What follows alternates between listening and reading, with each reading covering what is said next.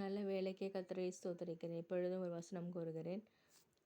வசனம் சாட்சியத்தின் அடிப்படையாக கூறுகிறேன். சாட்சியம் சொல்கிறேன். டெஸ்டிமனி, சிறு டெஸ்டிமனி கூறுகிறேன். கடந்த நாட்களில் கர்த்தர் என்னை எவ்வாறு நடத்தினார், எவ்வாறு போற்றினார் என்று நான் கூறுகிறேன். சங்கீதம் 50ஆம் அதிகாரம் 15 வசனம் வாசிப்பீர்களானால், கர்த்தர் சொல்லுகிறார், ஆபத்து காலத்தில் என்னை நோக்கி கூப்பிடு, நான் உன்னை விடுவிப்பேன், நீ என்னை மகிமைப்படுத்துவாய். அருமையான வசனம். தேவன் தாமே கடந்த நாட்களில் காத்து கொண்டார். எல்லா ஆபத்திலிருந்தும் எல்லா நோய்களிலிருந்தும் கர்த்தர் என்னை விடுவித்தார். இம்மட்டுமாய் காத்த தேவன் யெகோவா ஷம்மா, யெகோவா ராஃபா. ஆகவே கடந்த நாட்களில் தேவன் ஒவ்வொரு நாளும் நடத்தினார். பல தீமையிலிருந்து விடுவித்தார், தீங்கிலிருந்து காத்து கொண்டார். ஆகவே சத்துருக்கள் முன்பாக தேவன் பந்தி ஆயத்தப்படுத்தினார். என் தலை எண்ணெயால் அபிஷேகம் பண்ணினார். என்னுடைய பானபாத்திரம் நிரம்பி வழிகிறது. My cup is overflowing. இவ்வளோ அருமையான ஆண்டவர் நமக்குள்ளார்.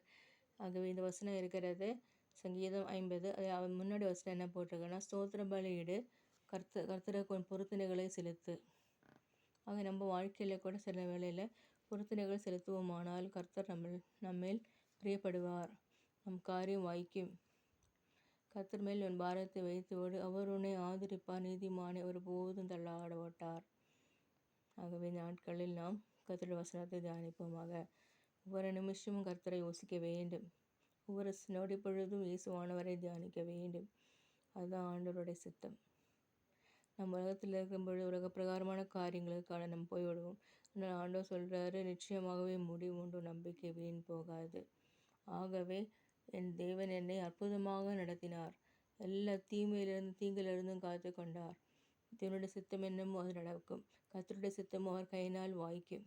ஆகவே கர்த்தருடைய சித்தத்திற்காக நான் இருக்கிறேன். கர்த்தர் என்னை இம்மட்டுமாய் என் குடும்பங்களை காத்து கொண்டார். ஒவ்வொரு குடும்பத்திலும் கர்த்தருடைய ஆசீர்வாதம் உண்டு.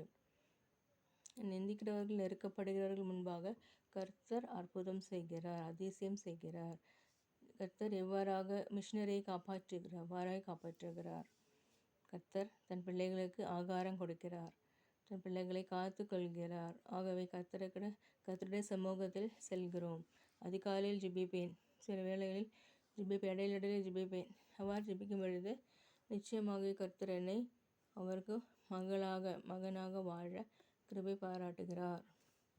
ஆகவே வசனம் தியானிங்கள்.